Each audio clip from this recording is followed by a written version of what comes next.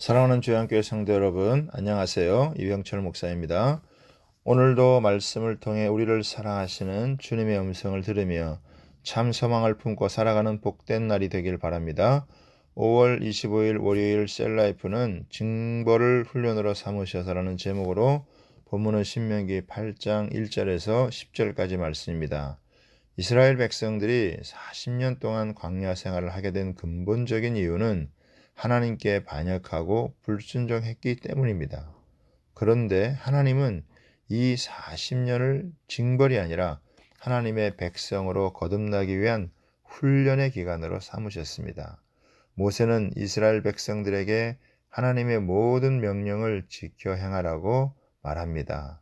모든 명령이란 십계명을 비롯해서 도덕법, 의식법, 시민법과 제사제도를 다 포함합니다. 이스라엘 백성들이 하나님의 백성으로 살아가는 데 필요한 모든 말씀인 것입니다. 이 하나님의 말씀을 가르침 받을 수 있다는 것 자체가 복 중의 복이 아닐 수 없습니다.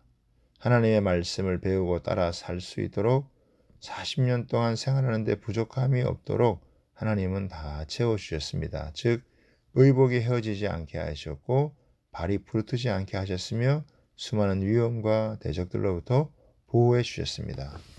오늘 본문에 나타나는 하나님은 어떤 분이십니까? 하나님은 이스라엘을 위해서 최고의 복을 주시는 분이십니다. 그러나 그 전에 낮추시고 시험하심으로써 하나님의 명령을 준수하는지 검증하시는 분이십니다. 시험한다는 것은 증명하다는 의미로 올무에 빠뜨리기 위한 악의적인 유혹이 아닌 더 큰 진리를 깨닫게 하기 위한 선의의 테스트를 가리킵니다. 즉 하나님께서는 모든 것을 다 알고 계시나 인간이 이를 자각하고 교훈받음으로써 더 큰 축복과 은혜를 얻게 하시려고 종종 시험이란 형식의 기회를 제공하십니다. 오늘 본문에서 우리에게 주는 교훈은 무엇입니까? 아비가 자식을 근실하게 징계해서 가르치듯이 하나님은 이스라엘 백성들이 말씀을 따라 살도록 훈련하시는 분이십니다. 하나님의 말씀을 듣고 순종하는 반복적인 훈련을 통해 최고의 복을 얻게 하십니다. 하나님께서 40년 광야 생활 가운데 훈련하신 것은 무엇입니까? 오늘 본문을 통해서 두 가지를 살펴보도록 하겠습니다. 첫 번째는 겸손의 훈련입니다. 2절에 보면 내 하나님 여호와께서 이 40년 동안에 내게 광야길을 걷게 하신 것을 기억하라. 이는 너를 낮추시며 너를 시험하사 내 마음이 어떠한지 그 명령을 지키는지 지키지 않는지 알려 하심이라. 하나님께서 시험하신 것 중에 하나는 이스라엘 백성들의 마음이 어떠한지 그 명령을 지키는지 지키지 않는지에 대한 훈련이었습니다. 이것은 겸손의 훈련입니다. 인간은 극한 상황에 빠지게 되면 자신의 적나라한 모습을 드러내기 마련입니다.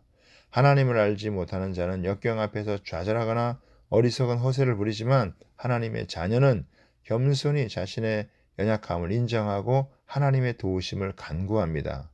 결정적인 순간에 하나님의 말씀을 듣고 순종할 수 있는 사람이 겸손한 사람입니다. 하나님의 명령에 순종하는 겸손한 백성들로 빚어지기까지 40년이 걸렸습니다. 두 번째로는 말씀으로 사는 훈련입니다. 3절에 보면 너를 낮추시고 너를 줄이게 하시며 또 너도 알지 못하며 내 조상들도 알지 못하던 만나를 내게 먹이신 것은 사람이 떡으로만 사는 것이 아니요 여호와 입에서 나오는 모든 말씀으로 사는 줄을 내게 알게 하려 하심이라 했는데 하나님은 이스라엘 백성들이 광야 40년 동안 농사를 짓지 않고 하늘에서 내리는 만나를 먹고 생존하게 하셨습니다. 이렇게 하신 것은 사람이 떡으로만 사는 존재가 아니라 하나님의 말씀으로 사는 존재인 것을 알게 하기 위함이었습니다. 사람은 하나님의 말씀으로 영원히 살아야 내 존재의 이유와 정체성 및 사명을 갖고 살게 됩니다. 그래서 요한 사도는 사랑하는 자여 내 영혼이 잘됨과 같이 내가 범사에 잘되고 강건하기를 내가 간구하노라 라고 말했습니다. 끊임없이 내 생각과 방법을 고안해내는 일을 멈추고 하나님의 말씀을 따라 살도록 훈련되어야 하나님과 동행하며 하나님이 예비하신 축복을 누리며 살 수 있습니다. 결국에는 모든 것이 하나님의 말씀대로 이루어집니다.